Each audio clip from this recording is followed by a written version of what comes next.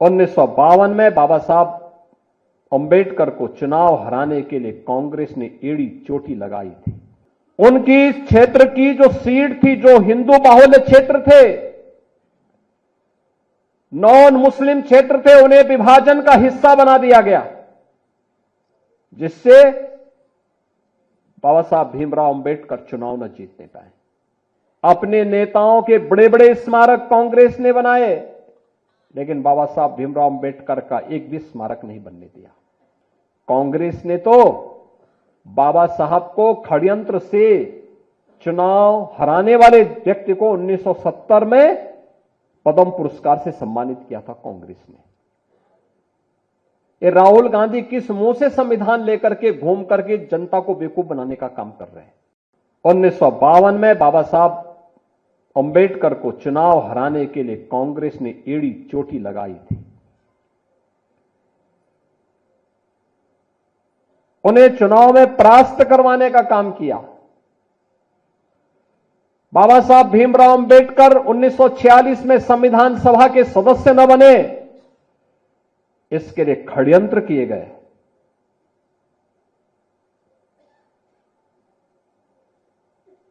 उनकी इस क्षेत्र की जो सीट थी, जो हिंदू बाहुल्य क्षेत्र थे,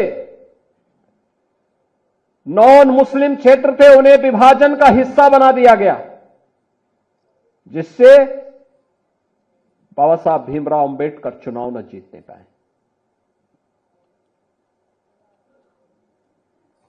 1954 में उपचुनाव में बाबा साहब भीमराव अंबेडकर ने फिर से मुंबई से चुनाव लड़ने की कोशिश की। कांग्रेस ने उनके सहायक को तोड़ दिया और उसी को बाबा साहब भीमराव अंबेडकर के खिलाफ लड़ाने का काम किया, उन्हें परास्त करने का काम किया।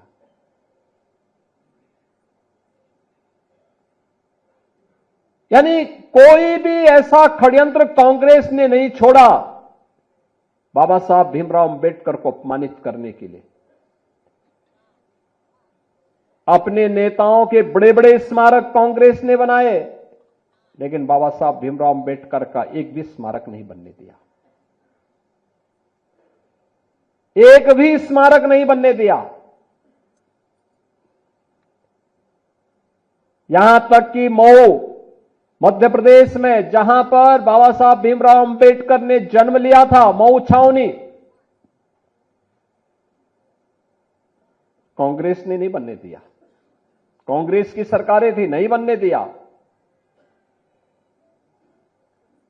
इंग्लैंड में रह करके, जिस भवन में रह करके उन्होंने अपनी उच्च शिक्षा प्राप्त की, उस भवन को कभी भी भारत सरकार खरीदे और बाबा साहब भीमराव अंबेडकर का स्मारक बने, कांग्रेस ने नहीं किया। दिल्ली में रह करके जिस भवन में उन्होंने अपनी अंतिम श्वास ली, उस भवन को स्मारक बनाने की मांग हो रही थी 1956 से ही। 9 अलीपुर मार्ग दिल्ली का नहीं बनने दिया कांग्रेस ने। नागपुर में जहां उन्होंने दीक्षा ली,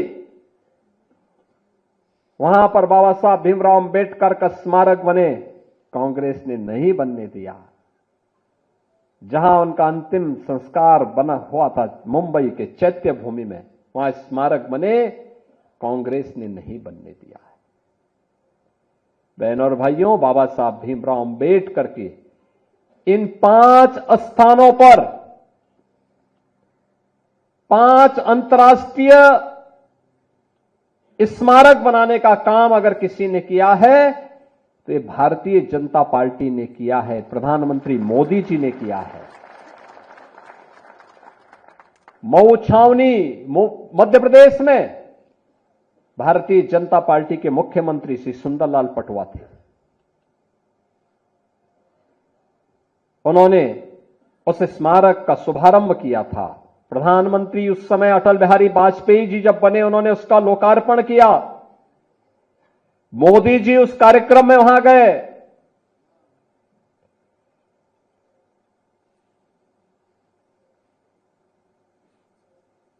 मुंबई में, इंग्लैंड में, जहां पर उच्च शिक्षा बाबा साहब ने अर्जित की थी, उस भवन को ब्रिटिश सरकार बेच रही थी।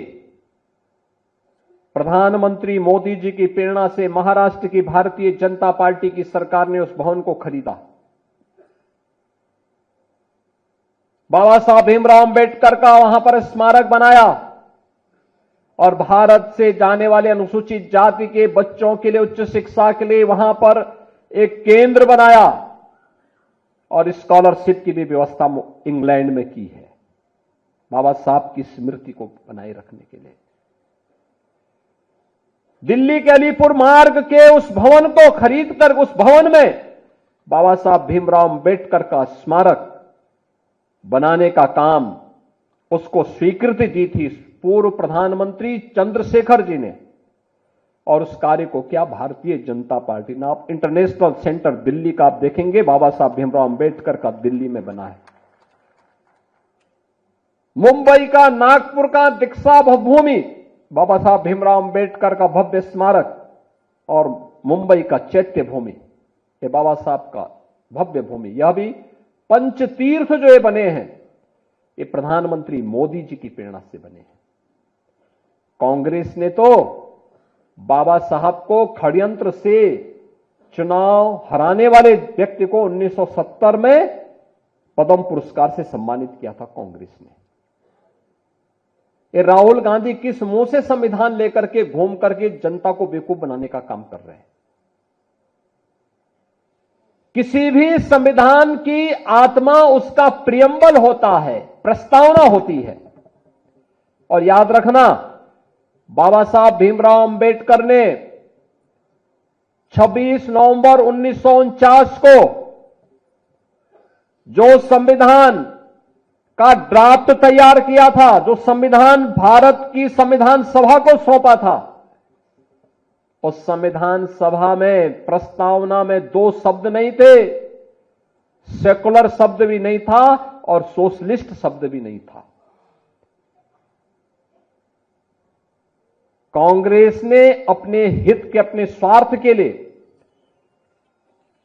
जब इस देश के अंदर इमरजेंसी लागू की गई थी, आपातकाल के दौरान कांग्रेस ने 2 शब्द रात के अंधेरे में डाल करके बाबा साहब भीमराव अंबेडकर का अपमान करने का काम किया था। कांग्रेस ने लगातार कोई ऐसा अवसर नहीं छोड़ा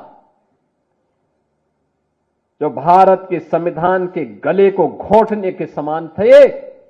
हर अवसर पर संशोधन पे संशोधन, संशोधन पे संशोधन करती रही।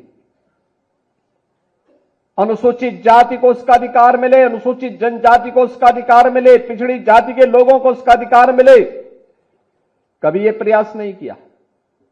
हम पूछना चाहते हैं कांग्रेस के लोगों से, समाजवादी पार्टी के लोगों से, कि आखिर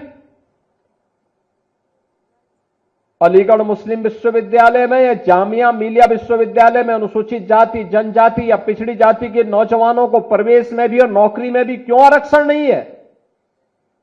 क्यों नहीं इन्होंने इसके लिए वहां प्रावधान किया? जो भारत के पैसे से चलने वाला हो, हर उस संस्थान में अनुसूचित जाति, जनजाति और पिछड़ी जाति के नौजवानों के लिए भी प्रवेश में भी और नौकरी में भी आरक्षण की व्यवस्था होनी चाहिए। लेकिन वहां पर नहीं है, वहां पर नहीं बोलते ये लोग, मौन हो जाते हैं। और यही कारण था बाबा साहब भीमराव अंबेडकर ने जब पहली संयुक्त सरकार बनी थी,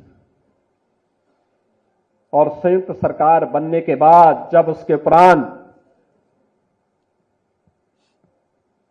पंडित नेहरू की द्वारा बनाई गई उस नेतृत्व में चल रही सरकार के कृत्यों को देख करके बाबा साहब भीमराव अंबेडकर ने उस समय इस्तीफा दिया था और कहा था, यह सरकार मेरी योग्यता के अनुसार कार्य नहीं ले रही है। मैं पहला भारतीय हूं जिसने अर्थशास्त्र में पीएचडी की है, शोध किया है, भारत के निर्माण में योगदान देना चाहता हूं, लेकिन मेरी कोई उपयोगिता नहीं करते। देश की महत्वपूर्ण उन समितियों में जो देश के विकास के लिए सहायक हो सकती है, उसमें मुझे कोई सम्मान नहीं दिया गया। मेरे अनुसूचित जाति जनजाति के लोगों के हितों के लिए, वंचितों के हितों के लिए इस सरकार के एजेंडे में कुछ भी नहीं है। यह तो केवल और केवल इस सरकार को विभाजन के बाद भी केवल मुस्लिम तुष्टीकरण की चिंता है, इसलिए मैं अपने पद से इस्तीफा दे रहा हूं। यह कहते हुए इन्होंने इस्तीफा दे दिया था।